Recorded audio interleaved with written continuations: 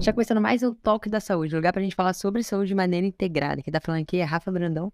Fala pessoal, Ed Malves aqui, sejam todos bem-vindos e bem-vindos a mais um podcast, tá? Podcast? Pod com mundo. Entendi. Podcast.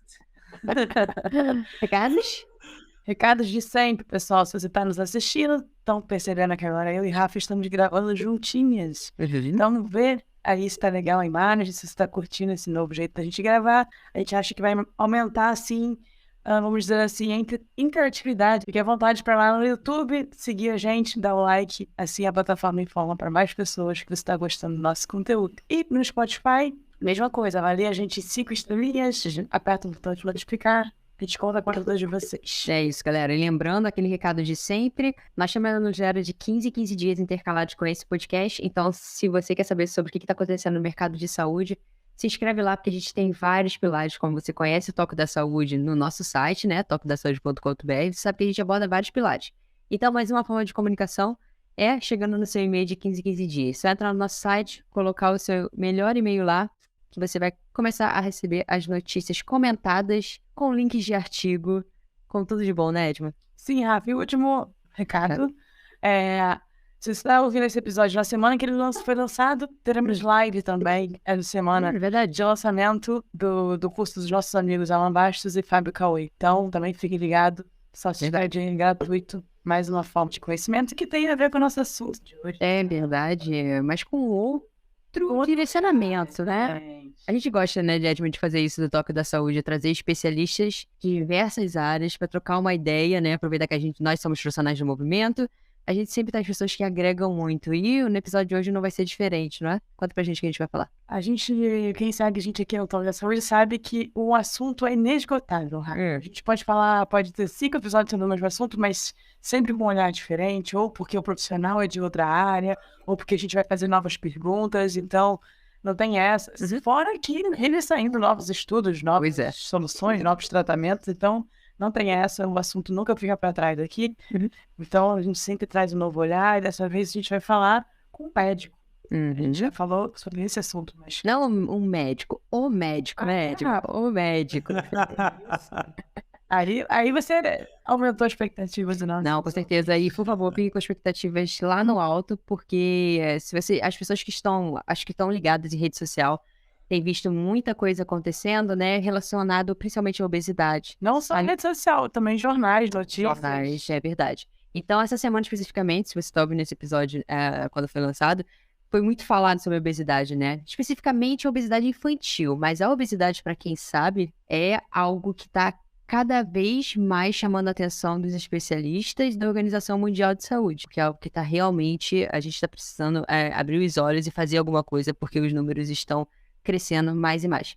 Por isso a gente trouxe esse especialista, Dr. André Manuel, especialista, super blogueiro, Edma, bom demais de conteúdo, tá? Então, quando terminar esse episódio, a gente vai tirar umas dúvidas com ele. A gente vai fechar, pode deixar só ele falando. André, muito obrigada por você estar aqui com a gente. Não vou tirar essa honra, não. Por favor, para quem não te conhece, se apresente. Quem é o André? Já começa. Por que você se interessou em estudar sobre obesidade? Eu tenho muito essa curiosidade. Muito bem, muito bem. Obrigado, meninas. O podcast está lindo. E sim, sou médico blogueiro, não tenho problema nenhum. Maravilhoso. Contrário. Melhor coisa do mundo. Então, a gente realmente tem investido bastante energia no trabalho nas redes sociais, né? A gente começou o ano com 3 mil seguidores, hoje é 12 de maio, a gente está batendo 43 mil seguidores no Instagram, crescendo no TikTok, no YouTube e tal. Justamente por começar a levar uma nova mensagem em relação às condições de peso das pessoas, como eu costumo chamar, né? A gente fala de eutrofia, de sobrepeso e de obesidade com um olhar e uma visão bastante diferente da saúde, né? E aí já vem quem é o André e por que eu dialogo tanto sobre a condição de obesidade. Eu tenho 30 anos, sou do interior de Santa Catarina, mas hoje tenho a minha sede mais fixa, que não é propriamente fixa, é Florianópolis, mas a gente fica rodando por aí. O meu @ ainda é médico nômade digital. E eu decidi trabalhar com obesidade por perceber que existem poucos médicos e médicas, profissionais de saúde de modo geral, que estão dispostos a realmente olharem para as pessoas que vivem com obesidade com o olhar que é necessário. E eu acho que o meu olhar para isso ele vem de diferente, assim, porque eu já pesei mais de 100 quilos e venho de uma condição de obesidade, né? Quando eu me formei em medicina, eu pesava 120 e poucos quilos, estava super doente, tomando várias medicações, não estava me sentindo bem. E por muito tempo tentei sair desse lugar, assim, desde muito criança, eu lido com a minha condição de peso e desenvolvi distúrbios alimentares. No meio disso, a minha vida passou a ser uma vida lutando com o peso de forma prática, assim, né? E aí eu fui estudar nutrologia, que é a minha pós-graduação, fiz mestrado na Universidade Federal de Santa Catarina, sempre trabalhando com esse olhar diferente para a saúde. E, de repente, eu me vi trabalhando com uma nutrologia que, cara, se dizia muito mais do que de fato era. Porque, no fim das contas, se resumia a trocar o omeprazol por alguma cápsula que melhora a digestão, o remédio para dor por alguma outra cápsula manipulada que custa muito caro para melhorar a dor e pouco efetiva no sentido de, primeiro, valorizar a evidência científica real e, segundo, contribuir para o que realmente faz diferença. No fim das contas, é o estilo de vida das pessoas, né? E aí essa visão diferente sobre a obesidade e falar disso de uma forma muito clara, né? Eu acho que juntou muitos Andrés aí. O André que lida com isso a vida toda, o André comunicador, que estava silenciado por algum tempo, né? Eu já fui ator, já trabalhei com isso em outros momentos da minha vida e tal. E aqui, falando disso, eu consegui reunir todas essas informações em uma pessoa só, eu acho. Nenhum conhecimento que a gente vive se desperdiça, né? Ele sempre estará com a gente, que é o mágico. Vamos lá, então vamos começar, já que você já usou um outro termo para dizer o que você faz, que é o olhar para várias condições de peso, não só para a obesidade, né? Mas hoje, como você definiria a obesidade? Você ainda vê a necessidade de explicá-la? Alguém ainda pergunta? Você ainda tem... Eu vou te falar essa pergunta porque estou falando da minha profissão. Há 10 anos atrás, eu tinha que explicar para as pessoas o benefício da atividade física. Hoje em dia eu não preciso mais fazê-lo. Acho que a grande mídia já faz isso pra gente, e os próprios outros profissionais de saúde. Hoje o profissional da educação física não precisa mais ter esse discurso. E a gente tem que ter outras capacidades, não mais essa só, né? Então, você ainda vê necessidade de explicar o que é? Como você definiria? Como você explica com as suas palavras? Cara, vamos lá. Eu acho que o grande ponto aqui, a grande virada de chave, a grande diferença, muito mais do que trabalhar um conceito ou outro, é a gente entender, reconhecer e valorizar o estigma que as pessoas que vivem com sobrepeso e obesidade precisam aprender a conviver ao longo da vida deles e delas. Independente do conceito, a gente já chega lá. Por que eu falo de condição de peso em vez de falar de só sobrepeso ou só obesidade, né? Cada um de nós está sujeito todos os dias a uma condição que se chama pressão estética e que está nitidamente relacionada ao corpo magro na atualidade que a gente vive. A partir daí, a pessoa que vive com obesidade, ela é cada vez mais afastada de qualquer sentimento positivo do cuidado com a saúde, porque a saúde passa a estar atrelada a essa pressão estética. E aí a gente pode aqui, né, debater se obesidade é ou não é doença, né?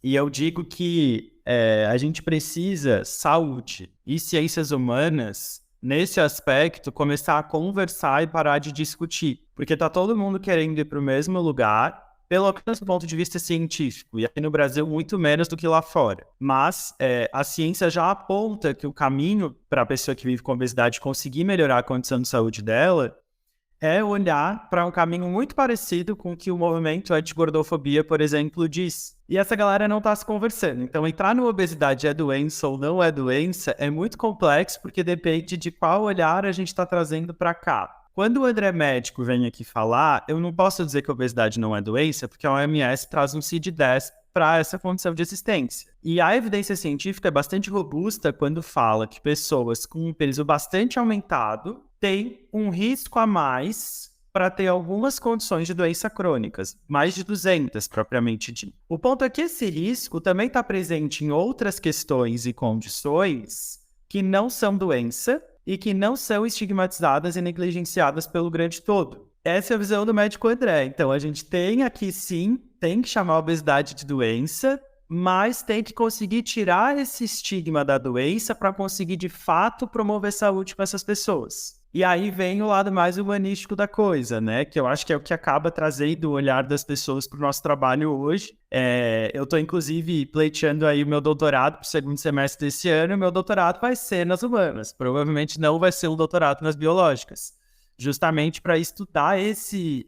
É doença ou não é doença? O que é obesidade de fato, né? Mas se a gente for ser cartesiano, obesidade é quando o indivíduo tem um índice de massa corporal acima de 30.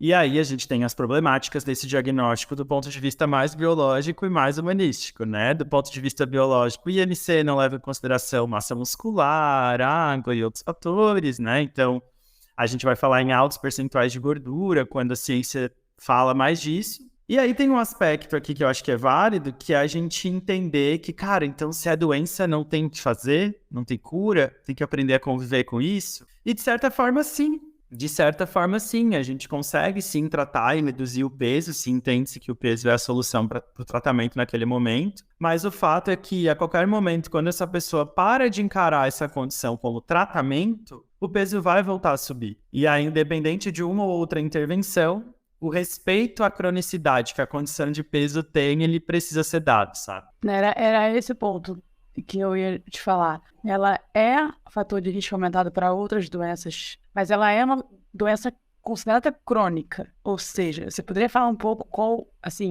o que isso significa? O que é uma doença crônica? Então, doença crônica é uma doença que vai te acompanhar para toda a tua vida, a não ser que alguma coisa mude drasticamente. E aqui começa um dos primeiros pontos que eu trabalho muito com os meus pacientes, né? Cara, se vai te acompanhar para sempre, respira fundo, aceita, se organiza e bora lá. É realidade, não dá para mudar. Não vai mudar. Não adianta espernear igual criança pequena que não vai mudar. Tu vai precisar lidar com o fato de que tu vai ter que conviver com isso. Seja pressão aumentada, seja depressão, seja hipotireoidismo, seja obesidade, seja dislipidemia. Então esse é o primeiro conceito de doença crônica. Assim. Especificamente falando da obesidade, o que a ciência traz para que a gente consiga corroborar esse fato? Assim, né? A maioria absoluta das pessoas que consegue diminuir o peso, recupera esse peso perdido em pouquíssimo tempo, independente da estratégia utilizada, seja mudança de estilo de vida, medicação ou cirurgia. A gente vê isso na prática profissional, além da ciência corroborar isso, né?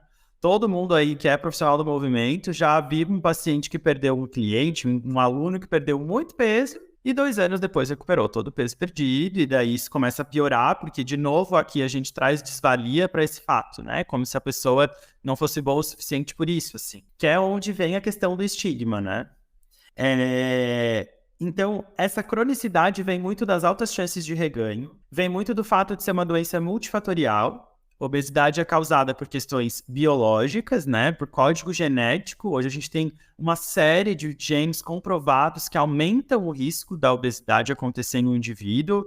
Todo mundo conhece o que aqui no Sul a gente chama de magro de rum. Vocês têm essa expressão aí no Rio também? Temos. Boa. Cara, para mim esse é um dos melhores argumentos. Não vamos falar de casos extremos aqui, né? Não vamos entrar nas extremidades, que o povo adora pegar as extremidades e querer fazer delas o todo. Vamos falar da maior parte das pessoas aqui, né? Eu conheço ao meu redor várias pessoas que comem mais do que eu, e olha que eu como bem, e que são muito mais longilíneas do que eu. A gente não tá falando da pessoa que tá comendo muito e nem da pessoa que tá comendo pouco. A gente tá falando daqui, da média populacional. Então não dá pra gente achar que é só merecimento, como vem sendo trabalhada a composição corporal por aí. Né? Então, é multifatorial. Tem essas razões biológicas, tem razões sociais. Pessoas mais pobres têm mais tendência a conviver com obesidade pelo baixo acesso à alimentação nutritiva. E aqui é muito fácil a gente, do alto dos nossos privilégios, querer dizer que comer saudável é barato. Até porque a gente não compra bolachinha passatempo faz muito tempo. Mas se a gente for lá comprar uma bolachinha, ainda custa R$2. Ainda custa 2 e pouquinho.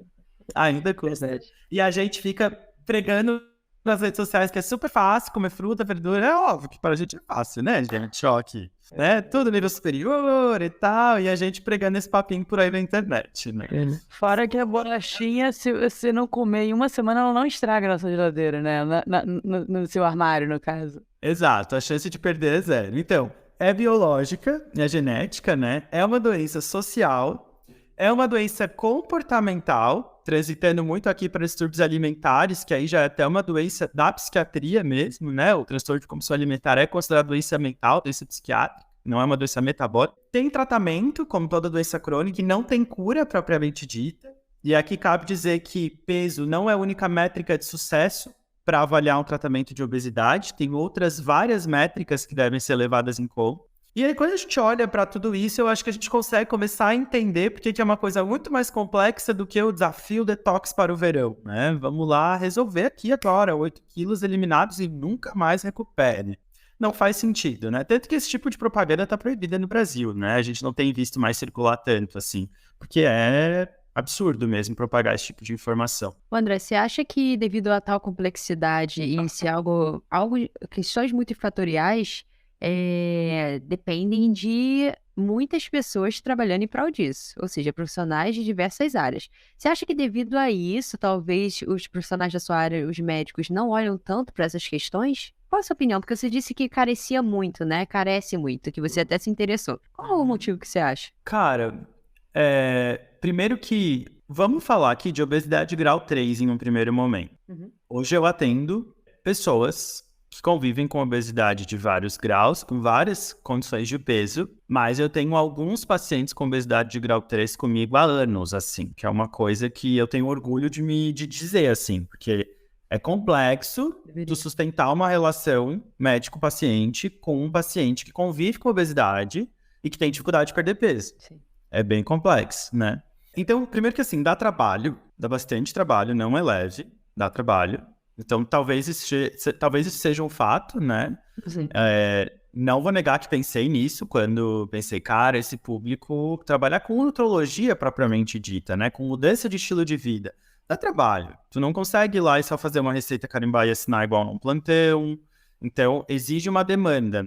E eu acho que o próprio estigma contribui para isso também, sabe? Porque era aí que eu ia chegar quando eu falava de obesidade grau 3, por exemplo. São pacientes que vão precisar de cuidados muito amplos, né? São pacientes com algumas alterações de exames laboratoriais bem diferentes. Então começa a ser muito específico e demanda MEV, né, cara? Demanda medicina de estilo de vida muito, assim. E a MEV tá engatinhando no Brasil, né? Eu ouço poucos médicos que estão, de fato, fazendo o meu consultório, um consultório de MEV.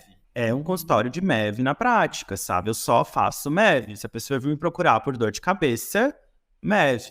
Se ela vir me procurar por azia, MEV. Por peso, MEV. Só que quem vive com obesidade, quem trabalha com obesidade, não tem como não fazer MEV. E aí eu acho que tem muito a ver com isso, assim, acho que a gente vai olhando para todos esses fatores. Tem uma questão, então, de ser difícil, tem uma questão de que não é uma das áreas mais rentáveis da medicina, quem faz do jeito certo sabe que não é, porque não existe soro milagroso, não existe chip da beleza, começa por aqui, quem faz isso aqui é porque quer dinheiro, essa é a real. Porque quem estuda ciência vai estudar, vê que, cara, nem gasta tempo aqui, sabe? E aí a gente trabalha vendendo hora, né? Então, Sim. o médico que pode vender procedimento ou pode fazer cirurgia, ele vai ter um poder de faturamento muito mais alto. Então, eu acho que vem daí, assim. O meu paciente hoje, ele gasta bastante com remédio, cara, é óbvio, né? Minha consulta é uma consulta particular, tem um preço que eu julgo justo e tal. Mas eu não vendo nenhum tipo de medicação dentro da clínica, por exemplo, não tem essas loucuras que o povo fica inventando por aí. E aí eu acho que tudo isso junto vai se somando e faz com que poucos médicos queiram, de fato, falar sobre obesidade, que é diferente de falar de emagrecimento, né? São coisas bem diferentes. Acho que esse é o caminho. Deixa eu fazer um parênteses sobre o que você falou aqui, de ter vários clientes, não sei se vários, mas alguns, em obesidade grau 3 que te acompanham há bom tempo, que você se orgulha disso, deveria mesmo, a Rafa falou, deveria mesmo se orgulhar, porque olha como a nossa cabeça leva a gente para outro lugar, né? Uma vez eu vi um estudo que pessoas que têm dinheiro na bolsa, quando a bolsa tá mal, elas não olham a carteira delas porque sabe que tá perdendo dinheiro. Pessoas que torcem para determinado time, quando o time tá mal, não olha a tabela do campeonato porque não quer ver que o time tá mal. Então, às vezes, a pessoa que tá... Porque a pessoa sabe que ela não tá num ótimo condição de saúde. Provavelmente ela vai fugir do cara que vai falar pra ela, que ela vai confirmar o que ela acha. Tipo, pô, eu vou no médico pra falar que eu já sei, tipo, que eu tô isso, que eu preciso fazer isso. Então, é sim um mérito manter as pessoas indo ao médico, que teoricamente é o profissional aí, acha chato, que vai falar pra ela que ela tá fazendo tudo errado, vai brigar com ela. Vou te falar pouca experiência que eu tenho com esse público, mas eu tenho uma experiência. E ela fala, tipo, vamos, médico, preciso emagrecer tantos quilos porque eu vou na minha médica semana que vem. Tipo, então, todo mundo quer estar bem para quando... Ou quer estar melhor para ir ao médico. Então, sim, é um mérito. Só queria fazer esse ponto. E aí tem um outro ponto interessante que tu traz também, que na verdade essas pessoas não estão em lugar nenhum, né, gente? Essas pessoas, elas estão excluídas da sociedade, sabe? Elas estão tendo dificuldade de transitar em todos os lugares. Muitas estão em casa sofrendo com vergonha, muitas saem de casa, vão para o trabalho e voltam porque estão sofrendo. Esses dias uma colega que trabalha com MEV também, ela é coach e enfermeira, ela tava falando, cara, tem tanta gente com obesidade grau 3 nas estatísticas todas, e a gente não vê no nosso círculo. A gente, sim, tem uma ou outra pessoa, né? Mas existe uma dificuldade de acesso, inclusive, nós que somos da área da saúde, a essas pessoas. Justamente porque a culpa disso é nossa, né? A culpa disso é nossa. Nós somos responsáveis por esse distanciamento, porque faz parte do nosso trabalho o comprometimento com o acesso dessa pessoa a gente. A gente estudou para isso, né? A pessoa que está numa condição de doença e de estigma tão importante, cara, ela tem que se sentir muito confortável. Tanto que a minha equipe é treinada, inclusive, para a recepção dessa pessoa quando ele chega até a gente. Esses dias uma paciente falou pra gente que eu tenho uma pessoa que trabalha só com a recepção dos meus novos futuros pacientes, né? O Michel. E aí, esses dias, uma paciente falou pra mim que, meu Deus, eu conversei com o Michel esses dias, ele ainda viu. O sotaque é bem diferente, mas parecia que eu tava falando contigo, porque até o jeito de falar de vocês é parecido. E a gente realmente constrói uma jornada de cuidado com a saúde com outros profissionais, né? E, enfim, parceiros e tal, que todo mundo consegue dialogar com essa galera num lugar de acolhimento, assim, que é o único jeito. E eu acho que isso acaba impactando aí, né? No engajamento ao longo dos anos, assim. Com certeza. Quando você estava falando sobre as questões que são multifatoriais, me vem muito na cabeça que a nossa realidade são os pacientes com dor crônica, né? E um dos maiores desafios, realmente, porque é um modelo biopsicossocial que as pessoas deveriam, pelo menos é o que tem de mais novo na ciência, onde as pessoas estão mais estudando e utilizando. E realmente é um desafio. Por isso que eu te fiz essa pergunta. E aí eu queria entrar um pouquinho mais a fundo nisso, André, com relação às questões comportamentais, tá? Que, para mim, é um dos maiores desafios que existe. Você usa como é que você lida com isso, tá? Dentro do seu consultório, incentivando essas pessoas, sabendo que vão ter recaídas. Como é que você usa esse olhar de questões comportamentais para esse tratamento? Vou adicionar. Para identificar e também como pessoa no envolvimento, né? Você dá... A pessoa não faz. Você vai ficar com raiva porque ela não fez. E aí você quer, tá ainda ali na frente. Então tá, as questões comportamentais do paciente sua. Exatamente. Exato. Cara, primeiro de tudo, eu faço terapia toda semana, né? Pra trabalhar do jeito que eu trabalho, é isso. Tem que ter, é quase como a galera da psicologia faz supervisão mesmo. Cara, a minha psicóloga esses tempos chamou a minha atenção em relação a isso. E é muito real, lidar com essas condições todas e eu convivo, né, com muitos pacientes que têm distúrbios alimentares graves, assim. Esses dias uma profissional de nutrição me falou que só trabalhava com prevenção de distúrbio alimentar. Aí eu fiquei pensando, tá, o que tu faz se a pessoa chega e ela tem um distúrbio alimentar, né? Como que tu aborda? Porque hoje em dia não dá pra escolher. Distúrbio alimentar tá muito frequente, tá muito comum. E essa questão comportamental, assim, gente, ela é muito complexa, na verdade. E é o eixo do tratamento, né? Eu costumo dizer que aqui tem 3 pilares que o profissional que vai abordar um tratamento de um distúrbio alimentar, ele precisa olhar. Primeiro é o pilar da mentalidade, especificamente a galera da psicoterapia manja muito disso, e aí tem que ser especialista em comportamento alimentar. Distúrbio alimentar grave, cara, é muito complexo de manejar em terapia, muito complexo. Eu tenho bastante experiência com profissionais de psicologia do meu lado, hoje eu tenho uma psicóloga que trabalha comigo dentro. Hoje a gente é uma clínica quase 100% digital, assim, né? Então, quando eu falo comigo, não é fisicamente, mas que atende os meus pacientes comigo.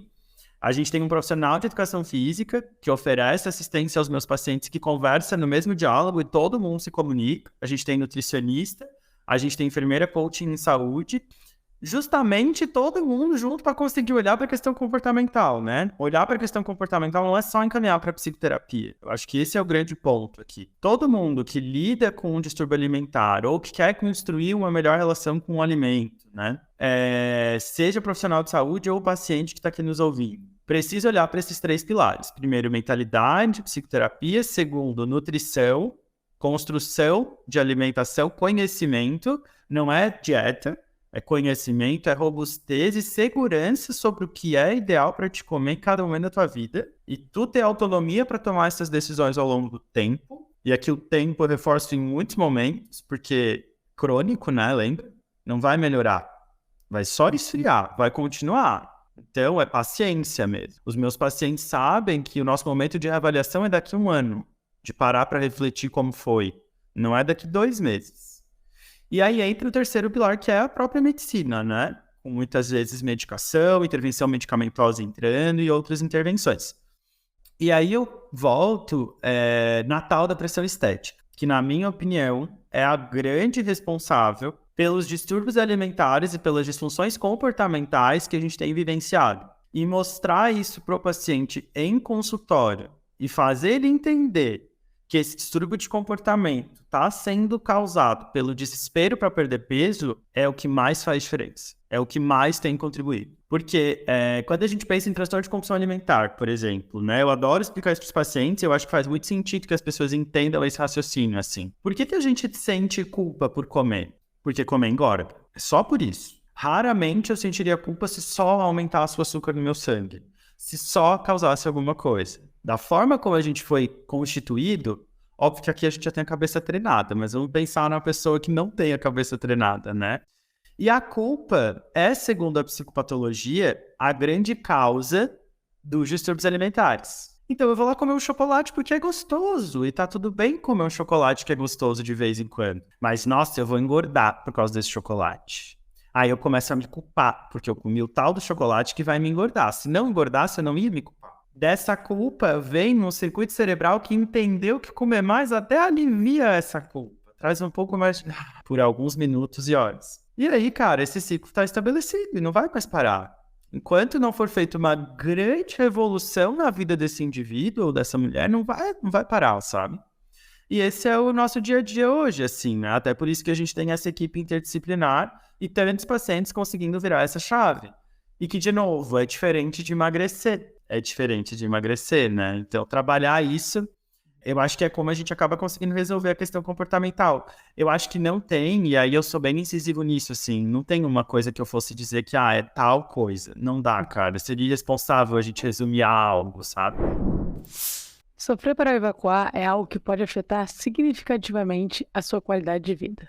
Mas não se preocupe, estamos aqui para apresentar uma solução simples e eficaz. O cocócoras. Trata-se de um banco de madeira maciça, especialmente desenvolvido para apoiar os pés na hora da evacuação, promovendo a posição correta para que você possa fazer o cocô de maneira mais confortável e eficiente. Com os pés apoiados no cocócoras, você simula a posição de cócoras, a mais saudável para a sua evacuação. Além de ser feito com material de qualidade, o cocócoras tem um corte que permite que ele se encaixe perfeitamente no vaso sanitário, sem ocupar espaço desnecessário no seu banheiro. Isso significa que você pode cuidar da sua saúde intestinal sem precisar abrir mão do conforto e da praticidade. Adquirir o cocócoras é fácil. Basta você acessar a página do Instagram, @cocócoras, e fazer o seu pedido. E se você é ouvinte do Toque da Saúde, nós temos uma ótima notícia. Ao mencionar o cupom Toque da Saúde tudo junto, você receberá um desconto exclusivo de 8% na sua compra. Não deixe que a dificuldade de evacuar afete a sua qualidade de vida. Adquira agora mesmo seu cocócoras e desfrute de uma evacuação mais confortável e saudável. Hoje, a medicina do estilo de vida, ela utiliza do modelo transteórico para questões de mudança de comportamento? Sim. E você usa esse modelo? Cara, eu uso muito mais a base, assim, do meu atendimento é a entrevista motivacional. Legal, ótimo. Eu fico muito mais atrelado a ela, assim, e eu estudo bastante fenomenologia, que é uma escola de filosofia e da psicologia, que traz a gente para o centro da tomada de responsabilidade das coisas, assim, né? Eu faço psicoterapia com fenomenologia há muito tempo. Óbvio que eu não executo psicoterapia no meu consultório, né? Eu sempre direciono isso para o paciente, mas a minha forma de enxergar e de falar sobre isso tudo vai muito por essa linhagem, assim, sabe? Eu fiz essa pergunta porque o pouco que a gente está conversando aqui, eu tive peguei alguns insightzinhos assim e tô supondo o que você faz, tá? E você é um cara, parece ser um cara, assim, bem coerente e bem livre em questões de juntar diversos pensamentos e ver o que é melhor para você. Até porque você já esteve nessa condição, então isso para mim já é um diferencial. Com relação, André, às questões de motivação, como é que você hoje vê, opinião, tá? Como é que você hoje vê? Você falou que a maioria das pessoas de obesidade grau 3, por exemplo, elas não estão nas academias, não estão andando na rua, porque realmente é uma questão muito enraizada que precisa ser resolvida. Como é que você acha que nós, como profissionais da saúde, poderíamos começar o primeiro passo para poder tirar essas pessoas de dentro de casa? Você vê uma solução para isso? Cara, eu acho que... Primeiro que, assim, se a gente fosse falar no coletivo, assim, é complexo. Porque tudo que a gente for fazer de ação coletiva, eu acho que a gente vai acabar olhando para o peso. E a impressão que eu tenho, quanto mais eu converso com essas pessoas e convivo com essas pessoas, é que o peso é o que mais as afasta da prática de atividade física ao ar livre, por exemplo. Então, se a gente pensa em ação coletiva para engajar o mesmo público, digamos assim, o peso acabaria sendo fator comum e talvez por isso não esteja funcionando até aqui. O que eu faço no meu dia a dia... E aí, falando no aspecto mais individual dessas pessoas, e não tão coletivo, né? O cliente ou o paciente em si, assim. Cara, escuta ativa e conexão verdadeira. É o único jeito. Tu tem que aprender a ser gente para aquela pessoa. É parar 2 horas aqui, ó, de fato aqui, ouvindo, conversando, escutando. E se tu te conectar com aquela pessoa que tá ali de fato... Assim como num date, assim como numa amizade, assim como numa outra relação, mais óbvio, com um olhar ético e profissional, mas se tu ouvir de fato por que aquela pessoa tá te procurando, que se ela tá te procurando, ouve bem, com muito cuidado, com calma, que dali tu vai conseguir, independente de técnica e de estratégia, dali tu vai conseguir ir colocando o que precisa ser colocado para ela fazer esse movimento de tomar decisões, assim, né? De tomar uma decisão ou outra, assim. É o que eu mais vejo que pode dar certo, assim, sendo bem sincero, sabe? Porque é o que eu faço no meu dia a dia, assim. A minha consulta hoje, ela não tem mais estrutura. No começo, ela tinha muito essa coisa do... Não, eu tenho que perguntar isso, né? Calma, né? Será que tem mesmo hoje, agora? Será que é esse o papel de um primeiro encontro teu, por exemplo, com uma pessoa que te procura para treinar? Ir lá medir tudo, e tal... Não vai motivar mesmo, né, cara? Não vai encajar, sabe? Não vai, de jeito nenhum. Você acredita que o ambiente tem alguma influência negativa para essas pessoas, por exemplo, estarem dentro de casa? Digo assim, o ambiente no sentido Isso que eu ia falar. Defina ambiente. Acessibilidade.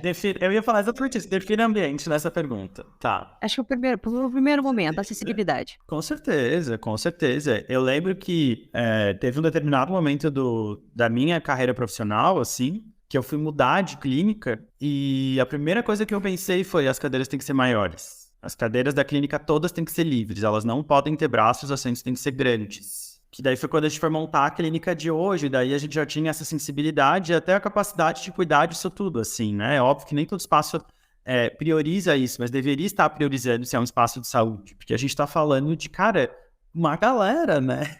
A gente tá falando de muita gente, a gente não tá falando de um grupo minoritário, como às vezes as pessoas acham que a gente tá falando, né? Então, com certeza, a acessibilidade influencia. Andar de ônibus, entrar num avião, a própria academia não é um ambiente acolhedor, e eu acho que aí vai a própria acessibilidade física, o quanto eu caibo dentro de um espaço, de fato, porque o tamanho do corpo hoje, ele é utilizado como uma referência de muita coisa, que não é tudo isso, não deveria ser. E também a acessibilidade psíquica, mental, social, de disponibilidade, de realmente ver uma pessoa gorda chegando numa academia e não taxar aquela pessoa de algo, não esperar que ela queira perder peso, por exemplo, não cobrar que ela queira perder peso e, de fato, engajar no processo de mudança de estilo de vida, que é, no fim das contas, o que faz diferença. Tô viajando muito, cara. Eu tô vendo. Sabe por quê? Porque ele falou, em algum momento, eu não lembro exatamente a frase, mas ele falou alguma coisa que me levou a isso. Porque a gente tá muito preocupado em realmente achar diretrizes e ver o que é melhor com relação à saúde e qualidade de vida. Por exemplo, a Organização Mundial da Saúde mesmo, teve aquele deadline que ele falou que todo movimento conta, qualquer movimento conta, mas, cara, a gente não tá levando o ambiente. A gente sabe que qualquer movimento conta, mas se a gente não tá aqui... Políticas públicas recomendadas da OMS tem uma parte recomendando políticas públicas no ambiente. É porque talvez a gente, pessoa física, Rafa, Bruno e Ed, não tenha muito o que fazer nessa. Aí a gente acaba não lendo essa parte do documento. Mas existem documentos para o espaço, entendeu? Para a política, para governantes. Entendi. Existem vários documentos. Entendi. Entendeu? Existe. Estão olhando. A gente que talvez não leia. Porque a gente também não vai mudar a minha rua aqui. Não entendi. Acho que isso está bem. Então, eles faltam mais de nós. E talvez faltem mais de nós lá também, né? Nas decisões dessas políticas públicas, né? Porque quem faz decisões, né? Sabe? Isso certeza. Quem é que está escrevendo e definindo isso, não?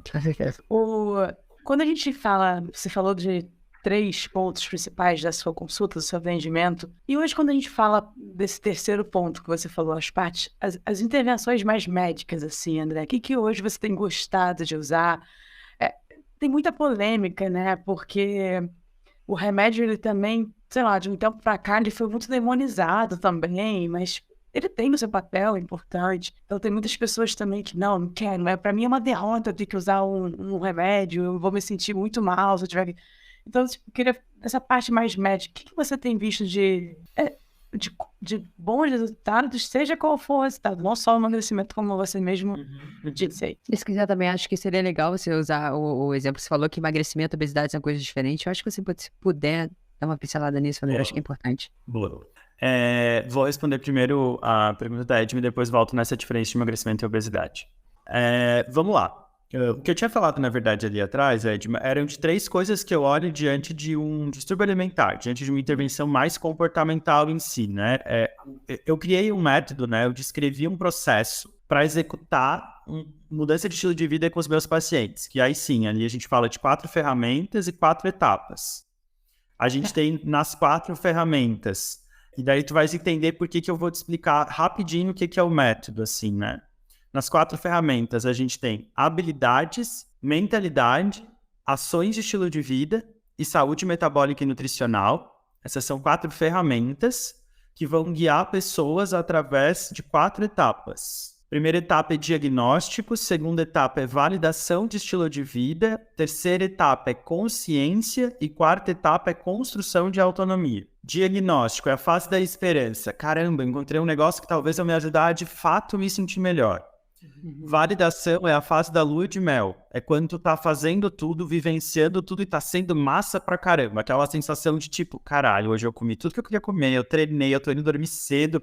Deu boa, eu tô me sentindo um super-herói, assim, do ponto de vista mental e também biológico. Aí o que acontece com todo mundo? Chega em casa de noite, numa quarta-feira, cansado, não tem marmitinha pronta na geladeira, e aparece aí o companheiro ou a companheira dizendo, vamos pedir uma pizza? Eu não queria pedir a pizza. Faz ali 2, 3 meses que tá indo tudo bem. Mas tu vai lá e tu pede a pizza pensando, eu não devia estar pedindo a pizza. Etapa de consciência. O objetivo é chegar na etapa 3, que é a etapa de autonomia. Quando eu tô na etapa de autonomia, vem o companheiro ou a companheira e fala pizza, tu respira fundo e pensa, tem salada no iFood, tem poke no iFood, tem marmitinha no iFood. Hoje eu quero a marmitinha do iFood, eu não quero a pizza, porque eu não quero. Eu tô tomando essa decisão. Eu não tô sofrendo com isso, porque eu construí responsabilidade por isso. E hoje eu tenho força e certeza do que eu quero executar. Eu não tô pedindo a pizza porque eu tô cansado, compulsivo, estressado, carente e nada, nenhum dos outros fatores, né? E a gente constrói essa etapa consciência e autonomia com muito diálogo e autoanálise, assim. Por que não tá dando? O que tá rolando por aí? E aí, tanto aqui quanto lá, na habilidade, na ferramenta saúde metabólica e nutricional, vem a tua pergunta, que é o uso de intervenções médicas um pouco mais agressivas, talvez alguém possa chamar assim, para melhorar a condição de saúde de alguém. Remédio, é isso, né? Usar remédio no tratamento de MEV. Deve usar, não deve usar, né? A gente na MEV fala muito de desprescrição, que é ótimo, e que é maravilhoso fazer. Mas eu me preocupo muito com o impacto biológico que as condições de doença trazem no nosso poder de decisão, engajamento e mudança de hábitos. Muitas vezes, uma pessoa que vive com obesidade, ela tem muito mais fome. É biológico, é natural, não é culpa dela. Ela não pode ser culpada por estar sentindo mais fome. A gente não escolhe o quanto de fome a gente sente. E aí, a obesidade altera a produção de grelina, de leptina, de insulina, todo mundo sabe disso. E daí a gente fala o que para a pessoa com obesidade? Você tem que parar de comer para emagrecer. E a pessoa sentindo fome nas alturas, o que ela faz com isso aqui? Não é todo mundo que tem habilidade para lidar com isso aqui, que tem que ter habilidade para lidar com isso aqui. A gente tem no transtorno de compulsão alimentar a perda total de controle sobre a comida. E não é a pessoa que escolhe. É igual olhar para a pessoa numa crise de pânico e dizer, calma, vai passar. É igual olhar para a pessoa em depressão no fundo da cama e dizer, ai, levanta e vai te mexer, pelo amor de Deus. Não resolve. A gente já entendeu que não é tão simples assim. Clássica cena do filme, né? Abre a cortina, o sol entra e tudo melhora. Entende? Não funciona assim, não é romântico. A vida como ela é bem diferente disso, né, cara? E aí, muitas vezes, eu vejo muito profissional de saúde que quer trabalhar com web se frustrando porque não sabe tratar ansiedade, não sabe tratar depressão, não sabe tratar fome. E às vezes, gente, vamos lá, eu estudei 6 anos de graduação, 2 anos de pós-graduação, 2 anos de mestrado e eu tenho CNM. Eu sei pedir exame, eu sei contribuir com decisão clínica de um paciente.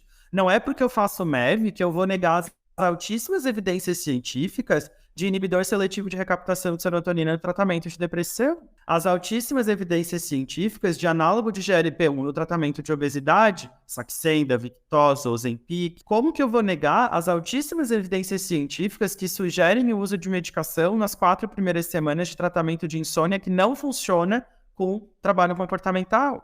Então, não dá pra gente dizer que remédio é a solução dos problemas, até porque senão eu não estaria dizendo que eu faço consultas de MEV, mas o remédio, ele pode fazer parte do nosso arquipélago de tratamento, porque a gente é médico e a gente estudou isso. Só que aqui que vem a grande diferença, eu acho, que é a mensagem que a gente, como profissional de saúde, precisa aprender. As minhas decisões e as decisões de todo o meu time são compartilhadas com os nossos pacientes. Eu não decido nada e eu verbalizo isso, inclusive. Fulano, a gente entendeu que a gente tem um problema. Esse problema se resolve com isso, isso e isso. O primeiro isso é psicoterapia, tu pode fazer pelo teu plano de saúde, tu pode fazer no posto de saúde, tu pode consultar com a minha psicóloga se tu quiser. Tu precisa de mudança na tua alimentação, algumas orientações aqui, plano alimentar a gente chama o nutricionista para esse papo, e a gente pode falar de medicações. O que tu pensa a respeito disso? Quais são os teus valores, as tuas crenças? O que faz sentido para ti aqui hoje? Ah, não, remédio nem pensar. Tá bom, daqui 3 meses eu volto nessa pauta se for necessário. E vamos trabalhar com o que a gente tem. E é assim que se constrói. Ah, André, nossa, eu não aguento mais. Me fala dos remédios porque eu acho que pode me ajudar. Tá bom, realmente pode te ajudar. Vamos lá. Ah, mas eu ouvi falar que a minha vizinha não sei o que, não sei o que, não sei o que. Médico desligado. Ai, meu Deus do céu. E às vezes a vizinha tá falando um monte de verdade. E a gente só tá querendo discordar do paciente. É a coisa mais comum que eu vejo. E aí tu podia naquele momento falar, nossa, não, realmente o que a tua vizinha falou tem valor. O que a tua vizinha falou tem algum sentido. Mas escolher um remédio é uma balança entre benefícios e prejuízos. Vamos pensar nas coisas boas que podem agregar aqui para a tua saúde? E daí a gente decide se faz sentido ou não. E aí eu acho que a gente consegue entender um pouco dos remédios, assim. E eu citei aqui na minha fala, propositalmente, para responder a tua pergunta, os que eu vejo que hoje fazem mais diferença na vida dos meus pacientes. Assim. Eu acho que os análogos de GLP-1, para quem vive com obesidade e tem bastante dinheiro, é uma opção. A gente não pode esquecer que são medicações extremamente caras e não tem o que fazer, e é um tratamento de longo prazo. E aí tem muito profissional que não fala nem do preço da medicação com o paciente no consultório. E aí o paciente chega na farmácia para comprar R$1.000 por mês. E aí? Faz o quê? Com os 1.000 que ele já gastou para conseguir consultar, né? Não acontece muito isso, não só na sua especialidade. Aí você chega na farmácia, a pessoa te fala o preço, você fala, meu Deus, não vou levar isso tudo não. Aí você sozinho começa a escolher qual que você vai levar e qual que você não vai, né? Isso. Não, a gente tem que falar disso, né? Eu sempre falo para os meus pacientes e pergunto e tal, e a gente organiza o tratamento quando dá, e quando não dá, a gente vai para outras opções, né? Então, o análogo de GLP-1 para a condição de obesidade, eu acho que é uma medicação que faz muita diferença. A associação de bupropiona com naltrexona no transtorno de compulsão alimentar, quando não tem obesidade, é uma opção muito legal também. Tem resultados bons e é uma medicação mais barata, sim. E acho que o tratamento das condições de saúde mental hoje em dia, cara, é isso, tem que ser feito. É muito difícil fazer um tratamento de MEV com uma pessoa que está em uma condição de sofrimento mental muito grande e ela não consegue sair do ciclo e ela não vai mudar de estilo de vida e os sintomas não vão melhorar. E aí esse ciclo ele vai passar a vida da pessoa toda, assim, né? A gente tem convivido muito com isso, que a gente tem o projeto Cura rolando, né? O Cura é um projeto social itinerante em que eu e a Bia, que está aqui na minha frente, a Bia é farmacêutica que trabalha com toda a minha parte de marketing e audiovisual. A gente viaja por projetos sociais, levando medicina de estilo de vida para pessoas que trabalham em projetos sociais. Então, a gente conduz grupos terapêuticos de MEV com essas pessoas e a gente tem um time de voluntários, todos profissionais de saúde com formação em MEV, que atendem individualmente cada uma dessas pessoas por onde a gente passa. E aí são pessoas de uma realidade bem diferente do que a gente vê no consultório. E tem sido muito legal dialogar sobre MEV com esse público, assim, mesmo eu que sou bem atento a essas questões, vivo levando rasteira e falando, puta que pariu, sabe? Meu Deus. A gente vive numa redoma de cristal, assim, que é muito louco. E se então quer dizer que esse projeto seu, se os profissionais de saúde quiserem entrar em contato, pode entrar em contato com você? Sim. A gente não está com edital para voluntários abertos agora, mas a gente deve abrir o edital de novo no segundo semestre. A gente tem hoje uma equipe com 14 profissionais de várias áreas. E a gente conduz atendimentos voluntários. A gente tem um treinamento formado, né? Um treinamento de 5 horas, que é entregue para todos os voluntários, com vários profissionais de várias áreas, falando sobre todos os pilares. Então, esses profissionais que são aprovados no edital, eles ganham acesso ao treinamento e passam a fazer os atendimentos sobre o nosso fluxograma usando o nosso método de trabalho. A gente deve abrir edital de novo no segundo semestre, mas aí dá para seguir lá no Instagram que a gente avisa por lá. Maravilha, a gente vai deixar todos os detalhes no final desse episódio. Com relação à obesidade e emagrecimento, né? Qual é a diferença? Bom, vamos lá. Tu pode emagrecer, eu posso emagrecer, e a gente pode não ter obesidade. Acho que isso é fácil de entender, em primeiro lugar, né? E eu acho que aqui o grande ponto é falar que... Deixa eu me arrumar aqui, porque eu acho que vai sair uma fala boa. Eu tô vendo a Bia se ajeitar pra filmar aqui na frente. E eu já tô todo torto na cadeira.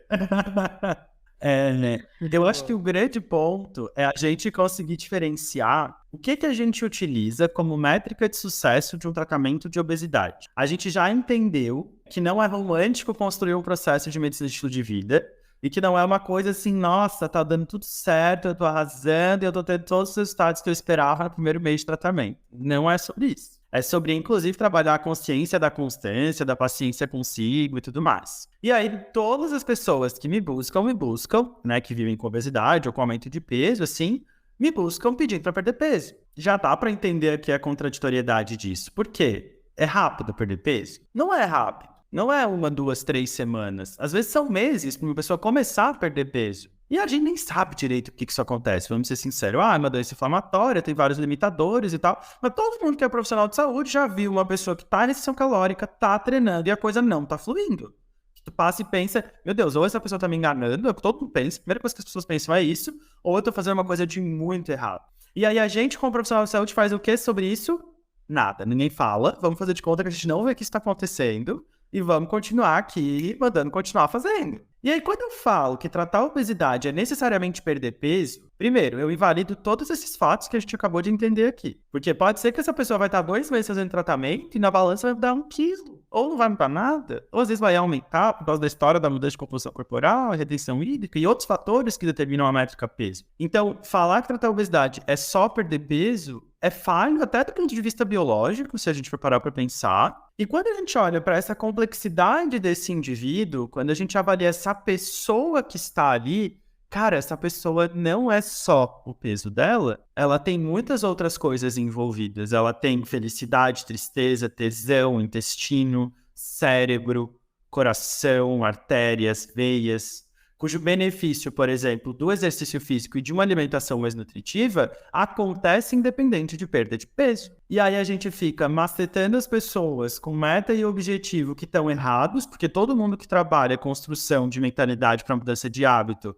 já deve ter entendido que engajar e motivar um paciente só pela perda de peso não funciona no longo prazo. Todo mundo que escreve sobre isso já fala isso há um bom tempo. O livro Hábitos Atômicos, para quem não leu ainda, deixa isso muito claro. E aí, se eu fico imaginando que métrica para sucesso de obesidade é peso, vai dar tudo errado. Não vai funcionar. Daí vem o próprio efeito sanfona. É a gente conseguir trabalhar com essa pessoa o processo, não tanto o resultado. Nossa, eu tô me sentindo super melhor, mas não melhorou nada na minha balança. Nossa, que bom que tu tá te sentindo tão bem assim. Como que foi a tua semana hoje? Às vezes é isso. Às vezes é isso. Não é dizer, pois é, o que tu tá fazendo de errado, então? Que é o que muitas vezes a gente faz. Que é muitas vezes o que a gente ouve. Então, eu acho que a diferença entre ter obesidade e emagrecer vem muito mais nesse sentido de parar de achar que o tratamento só dá certo se tá perdendo peso, sabe?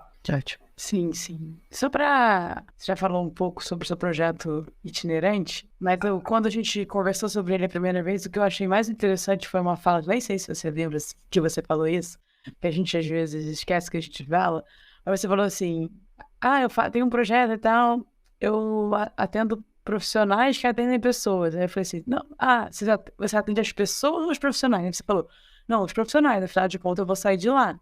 Eles que vão ficar lá e vão lidar com aquela comunidade, aquelas pessoas e tal. Isso eu achei muito interessante na sua fala. E aí, é isso mesmo, quiser falar um pouquinho mais sobre isso e a importância... E eu lembro, acho que até você tem um exemplo, não sei se foi na própria palestra, que a gente ouviu juntos, falaram, quer trabalhar com crianças? Então ajude os professores dela. Foi, acho que naquele mesmo congresso alguém falou sobre isso. E eu fiquei muito reflexiva sobre isso. Você pode tornar o seu trabalho muito mais exponencial se você ajuda profissionais que ajudam pessoas, né? Se você quiser falar um pouco mais do projeto e contar essa ideia, como tudo isso acontece na sua vida. Boa. É que, vamos lá.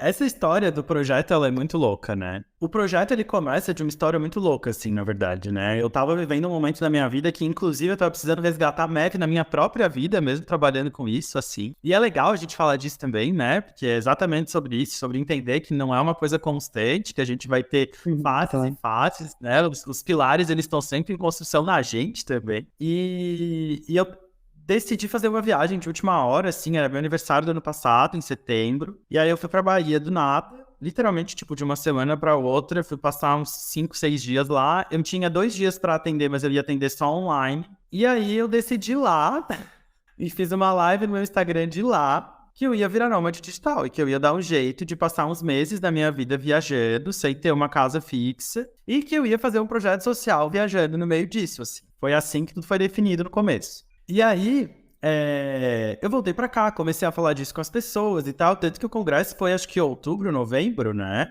O projeto ainda tava nessa fase pré-embrionária, assim. E aí, o que aconteceu? Quando eu cheguei em Floripa de volta, era isso que eu sabia. Era, acho que 17 de setembro, se não me falha a memória. E eu já tinha organizado o evento de lançamento dessa nova proposta aqui na ilha, com pacientes, amigos, uma galera, no Jardim Botânico. Nesse Jardim Botânico, a gente fez um aulão de yoga, um café da manhã massa, e eu contei o que ia acontecer nesses próximos meses por meio de poesias que eu escrevi, porque eu escrevo poesias também, fazendo um monólogo e tal, e nananã. E aí, quando acabou o monólogo, e daí, enfim, né, todo mundo começou a comer e tal, a gente chorando, foi um puta momento, assim, foi um momento muito massa, bem Maverick, assim, sabe a galera da Maverick que se joga, vibra, esse rolê. Quando acabou, um amigo meu que tava fazendo fotos, no dia ele chegou no meu ouvido e falou, amigo, tu viu que o Criolo ficou parado ouvindo tuas poesias? Aí eu olhei pra cara dele e falei, o quê? Aí ele assim, o Criolo? Aí eu falei, Anderson, para de tirar com a minha cara, deixa eu aqui falar com as pessoas. Aí ele me puxou e falou, André, o Criolo ficou parado ouvindo tuas poesias, ele tá ali sentado, do lado de fora do negócio. Eu olhei, eu tava com o ingresso do show dele, que ia ser de tarde com prato, inclusive, ele tava em Floripa porque ele tava participando de um festival que tava rolando aqui. E aí, como vocês já perceberam, o André é um pouquinho despachado de tudo. Fui seco, né? Nem pensei 2 vezes. Fui lá do Caramba, em Criolo. E aí, a primeira coisa que ele me perguntou foi quem que tinha escrito as coisas que eu tava lendo. E aí a gente começou a trocar uma ideia e tal, e daí eu contei pra ele o que tava acontecendo ali, contei pra ele a ideia do projeto. Até ali eu sabia que eu queria passar uns meses viajando, que eu ia trabalhar mais online, que eu ia ter que dar um jeito pra isso dar certo, porque era meio impossível se eu fosse olhar com os olhos óbvios. E que essas viagens sempre iam passar em projetos sociais, porque eu tinha essa demanda de levar isso tudo que a gente está fazendo aqui para lugares que ainda não estão chegando. E aí essa ideia veio do Criolo, nesse exato momento.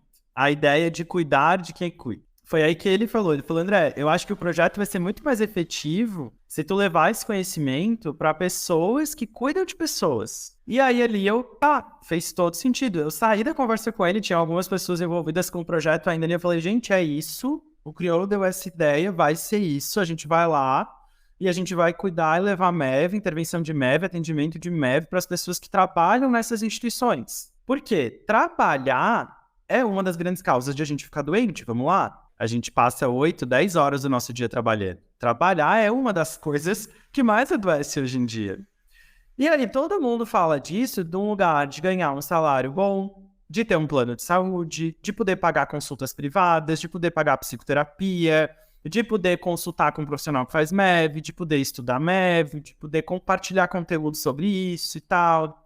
Eu atendo pessoas que têm grana, pessoas que trabalham em grandes empresas de tecnologia, que têm vários projetos para cuidar de saúde no trabalho e que ainda assim estão doentes por causa do trabalho. E aí estão lá a galera que trabalha nos projetos sociais, vivendo com salário mínimo, muitas vezes, sem plano de saúde, sem acesso a nada, e que, por exemplo, não tem noção qual é a melhor fonte de gordura que vai utilizar para comer, não sabe que arroz é carboidrato e frango é proteína, ou ovo é proteína, porque muitas vezes nem consegue comer frango todo dia. E a gente fazendo de conta que não sabe disso, né, galera? Que pra eles, MEV não, só pra gente. E aí o Cura vem pra realmente sociabilizar isso, né? Pra realmente, cara, vamos fazer alguma coisa, né? O ideal seria muito mais. Não resolve nada, assim. Mas, pelo menos, nessas pessoas por onde a gente tem passado, tem sido muito transformador, assim, muito transformador. A gente fez o projeto até aqui em Floripa, em Caraíva, em São Paulo. Eu e a Bia, a gente embarca para o Rio agora, dia 25.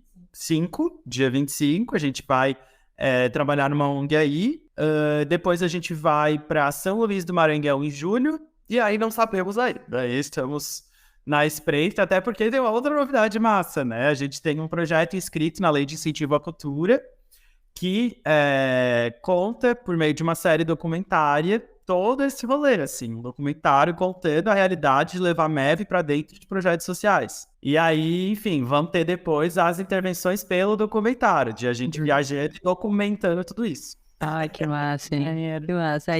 Então, qual é? Você disse a emissora ou não? Não, ainda não. Ah, tá.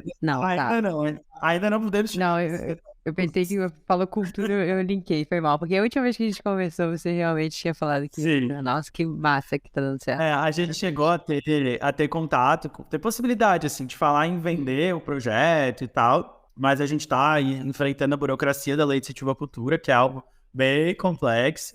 E aí a gente tem um projeto sendo tocado por uma produtora muito massa, assim, é uma pessoa de renome internacional, que tá conectada a vários streamings massa e tal. Legal. Mas ainda tá tudo no pré-produção, assim, né? Então, a gente ainda não pode divulgar muitos detalhes. Ah, legal. Vai ser tipo um off, né, Edma? Quando eu for num consultório médico, vai estar passando o André, assim, ó, mostrando. Vai virar um off. É o Neymar dos meus médicos. Onde passa é filmado. Câmera atrás, tá? Eu não gostei muito dessa comparação, mas... Você também não entende. É porque ele é viciado em futebol, entendeu? Eu não tinha motivo. É porque o Neymar tem um documentário sobre uma fase da vida. O que ele fazia era filmado, e aí foi... hoje em dia tá em algum streamer, não sei como é, mas tem uma parte da época dele gravar. Vamos saber. É só isso, André, não, nada mais do que isso. Sobre a comparação.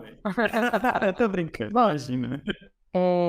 Chegando no nosso final, né? A gente vai ser mensageira da Apocalipse ou mensageira de boas notícias? Não, a gente não, fale por você, porque eu sou sempre de boas notícias, você que é que oscila. Então, aqui tá empatado, vamos empatar? Vamos perguntar aí, por favor. Se o futuro... porque aqui tem uma visão mais... Geralmente, às vezes eu sou otimista, mas geralmente eu tenho uma visão mais pessimista sobre as coisas. Eu não acredito muito na capacidade nossa do indivíduo sobrepor as demandas da mente.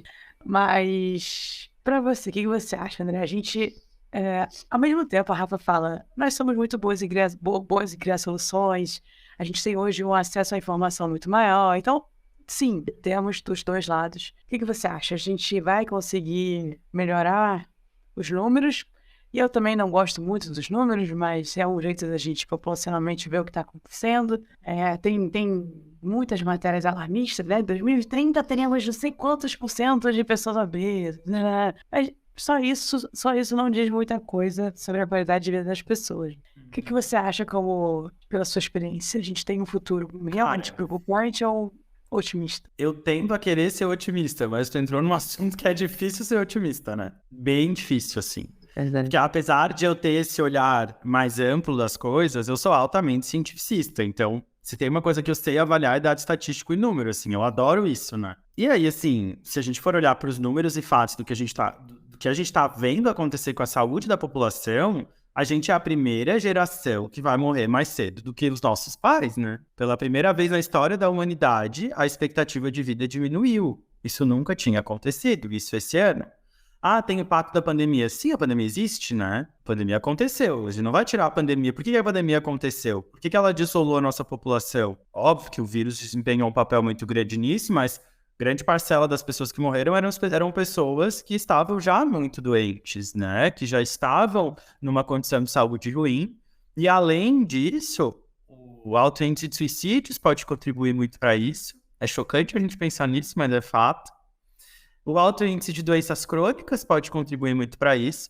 E aí o nosso estilo de vida pode contribuir muito para isso, né? E quanto mais eu convivo com pessoas, menos esperança eu tenho num cenário de mudança dessa realidade. Assim, a impressão que eu tenho é que cada vez vão ser muitos poucos que vão conseguir fazer diferente. E que aí, a níveis populacionais, realmente vai ser mais difícil, assim, de a gente ver diferença, né?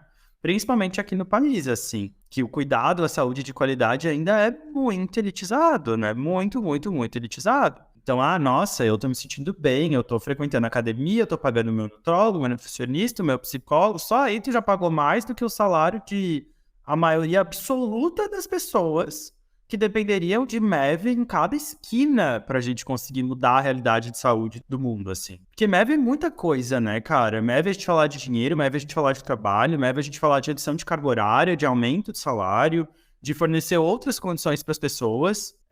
Então, eu gostaria de ser otimista, assim, em te dizer, cara, eu acho que sim, a gente vai revolucionar, porque a gente vai aplicar entrevista motivacional e uou. Mas, cara, isso é individual. No consultório a gente tá arrasando. Bora lá. Quem consegue pagar 500 pau pra minha consulta?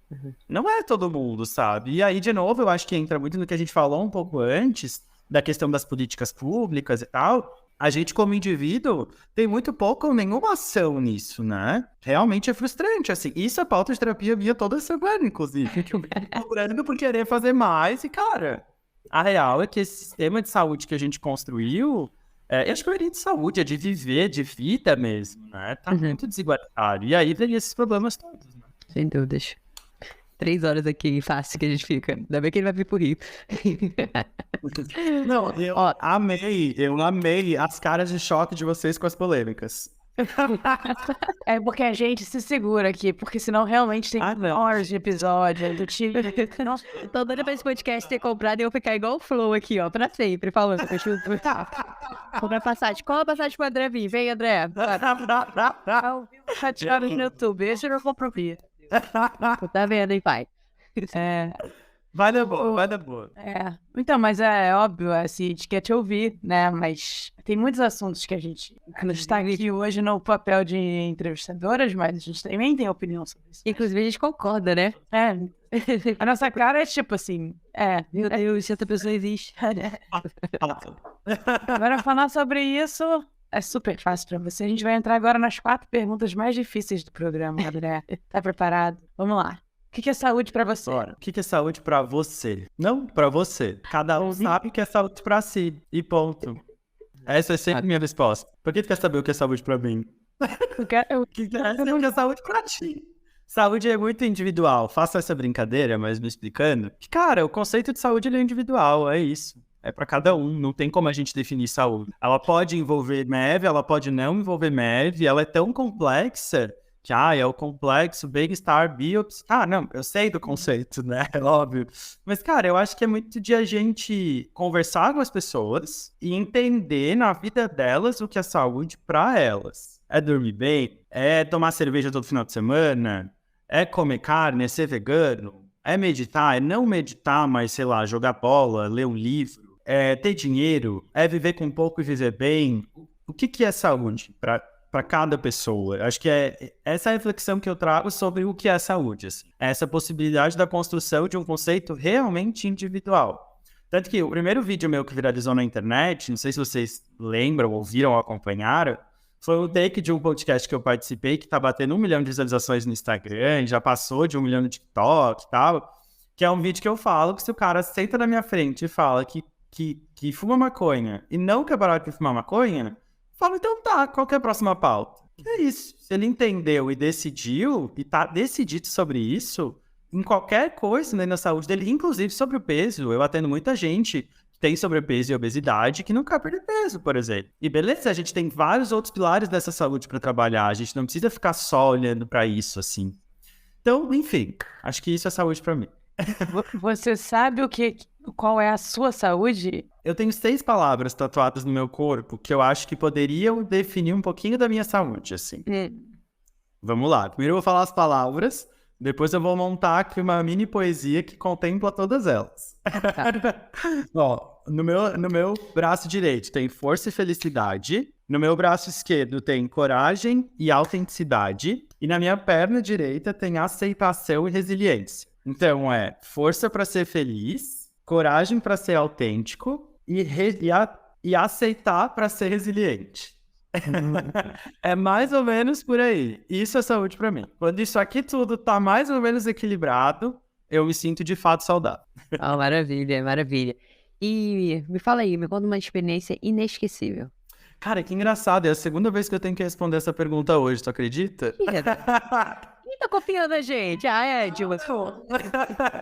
E a primeira foi por escrito ainda, numa outra entrevista que eu tava respondendo, que era digitada. Certeza que tá copiando a gente, Edma. Foi pra forçar, foi ele, fala. Depois a gente fez essa pergunta. Bom, vamos lá.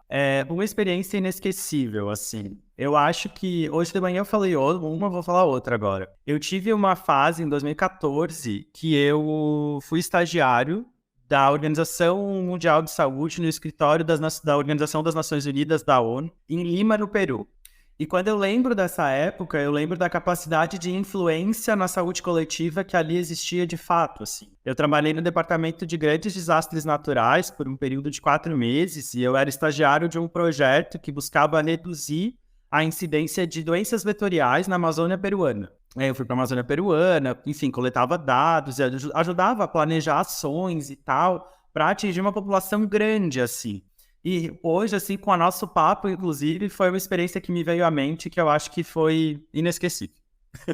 E quem você convidaria para uma viagem de 1 mês? Alguém que você admira, mas ainda não conhece. E para onde você levaria essa pessoa? Cara, in memoriam, Rita Lee. Que bata. Pra onde? Onde você levaria a Rita Lee? Cara, eu acho que eu levaria pro meu próximo destino, assim. Eu tô com 3 na pauta, ainda não decidi, então vou dar 3 respostas. Itália, Marrocos ou África do Sul? Aceito dicas e sugestões dos 3 destinos, inclusive. Oh, marca. Imagina um mês com a Rita Lee. Eu acho que não ia durar, não conseguia aguentar ela, não no sentido de aguentá-la como pessoa, mas no sentido do ritmo dela durante Sustentar, né? Sustentar ela 10 dias, acho que eu ia perder fácil. Eu ia ficar em silêncio, só ouvindo, assim, sabe? E olha que eu falo pra caramba. A gente ia economizar energia e só seguir o fluxo. Total. E André, uma pergunta que super cabe nesse episódio. Qual o seu hábito saudável que você mais se orgulha? Dormir bem, com certeza. Com certeza. O meu sono, ele é intocável. Todos os outros pilares são afetados, todos os outros hábitos são frequentemente afetados, mas o meu sono, ele é tão bem cuidado que não tem como ele não ser afetado. Porque eu sou igual o bebezinho, assim, 9h30, 10 horas, esqueçam. Eu não consigo. Ele talvez afete só o seu lado social, né? O seu pilar social. Total. Ele acaba prejudicando o outro. Muito bom. André, muito obrigada por todas as reflexões, principalmente que você fez, falando pessoalmente, por mim. Foi ótimo ter você aqui. Espero que cada projeto, os que já estão no papel e os que futuramente virão, dê muito certo, porque, cara, o que você está fazendo é lindo. Então, se depender da gente, eu toco da saúde, se depender de mim, Rafaela, sozinha em ideia, mas não tenho certeza disso, a gente vai ajudar, seja no que for. Então, conta com a gente. Mas a galera aqui também que tá ouvindo, acredito que elas querem saber também isso. Onde é que a gente te encontra, tá? Presencial, rede social, como é que a gente se inscreve nos seus programas futuramente? Diz aí pra gente tudo, por favor. Boa. Então, hoje a forma mais fácil de chegar até mim é pelo Instagram, @médico-nômade-digital. A gente tem um reposicionamento de marca chegando aí, esse nome vai mudar, mas por enquanto é Médico Nômade Digital. Depois vai ser André Manuel mesmo, mas imagino eu que se eu jogar Médico Nômade Digital no Google, eu devo aparecer eternamente. É a forma mais fácil de chegar até a gente. Eu atendo presencialmente em Florianópolis algumas semanas no mês. A gente tem aqui a Liberi Saúde, que é um espaço físico para os meus atendimentos e também um espaço de coworking, com sublocação de espaço para profissionais de diversas áreas. Eu também faço palestras e vivências terapêuticas em empresas e outros grupos de pessoas, tanto remoto quanto presencialmente. E lá pelo Insta vocês conseguem ir tanto para o meu canal do YouTube, quanto ter acesso à minha equipe pelo WhatsApp e também à comunidade Gestão de Estilo de Vida, que é um espaço virtual, onde as pessoas, por uma mensalidade mais baratinha que a Netflix aí, conseguem consumir conteúdo novo de saúde todo dia de segunda a quinta e ainda ter 2 encontros em grupo no mês. Um encontro para a gente dialogar e tirar dúvidas sobre estilo de vida e outro encontro com formato de grupo terapêutico, cada mês com uma pauta. Basicamente é isso. Gostei. Bastante coisa. Gostei. Pessoal, para quem chegou até aqui, muito obrigada para você ouviu. Você pode ajudar o nosso trabalho compartilhando esse episódio com alguém que você acha interessante, que vai curtir esse conteúdo. Assim você nos ajuda, todo esse empenho, e valoriza aqui o tempo do nosso convidado. E aproveita e também dá aquelas estrelinhas aí no episódio, tá? Ou joinha se você estiver assistindo pelo YouTube. Valeu! Valeu, galera. Até a próxima semana.